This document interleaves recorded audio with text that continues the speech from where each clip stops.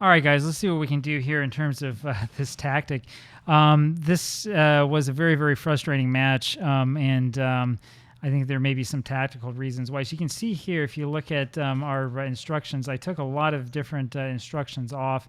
Um, I don't really care if we focus play down the middle or not. Maybe we should. I don't know. For a while, I thought we should put down the left or the right side. I do want to make sure that we have shorter passing because this was, I mean, that was ridiculous to see guys sort of lump the ball, from one part of the field to the other. Don't like seeing that a lot. Let's see if we can do a little bit better with shorter passing here and more in future matches. I do like working the ball into the box. What I definitely don't want them to do is shoot on sight from all the way out here because every time we've done that, it's resulted in just nothing happening. But what I want to see us do is I want to see us get the ball and instead of trying to push the ball forward as quickly as possible, hold on to it for a couple of seconds. So we're going to take countering off. We will continue to try to counter press, although I wonder how effective that actually is for teams at this level. Let me know what you think. And when we're out of possession, I'm probably going to go ahead and keep this kind of the way that it's been. Although this prevent short goalkeeper distribution. I mean, I think I have that off because it's really never done much. The part that drives me nuts is that we have a lower defensive line and yet they don't come back and play. So maybe we'll put this down at much lower and sort of see what sort of effect that has. Overall, though, I still think that we have the potential of being able to play well and being able to do well in these matches. I mean, scoring 5 goals in the first match is not bad. The problem is all the goals that we gave up.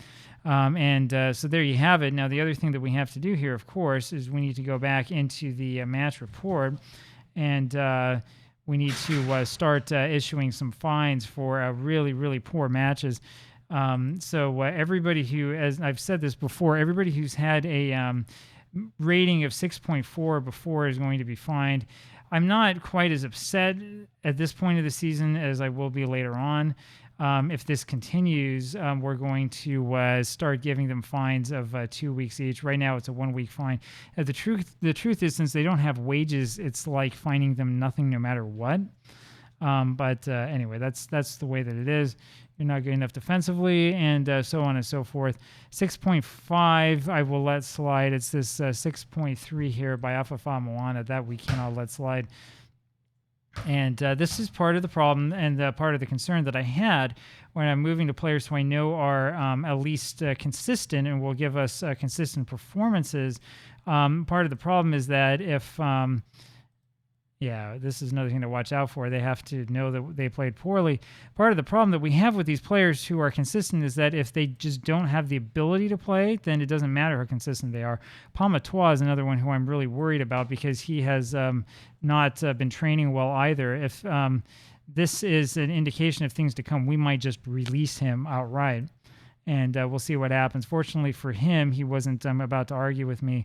But I'm definitely not above taking or getting rid of ridiculous players who want ridiculous things from me and finding somebody else to play the position or doing whatever it is that we have to do to find somebody else to play it. So there you have it. I do know that there is a problem here when we have the dotted line. Other people have pointed that out. I'm going to actually go back here to having both these guys on defend. I was thinking about doing the cover/stopper thing for a while. I'm not convinced that it works that well. You'll have to go down below and convince me that it works. The other thing I've noticed is that we do have this Mazzala here on attack. He should be on a support role. That might help things out a little bit as well. I would just want to make sure that we don't have too many of these attacking roles at the same time. Other than that, it was actually pretty good with New Zealand and others having a match that wasn't awful. The problem that I have with this, though, is that we need to do better than that. We need to not give up 4 goals or 5 goals in a match, 3 goals in the second half, and just simply not answer anything. We'll see how this works and how things work out here in the near future. I'm starting to wonder So actually, it was Famuanu who had such a bad match. I'm starting to wonder why we didn't put one of these guys like Ene Lilo in instead on the left side.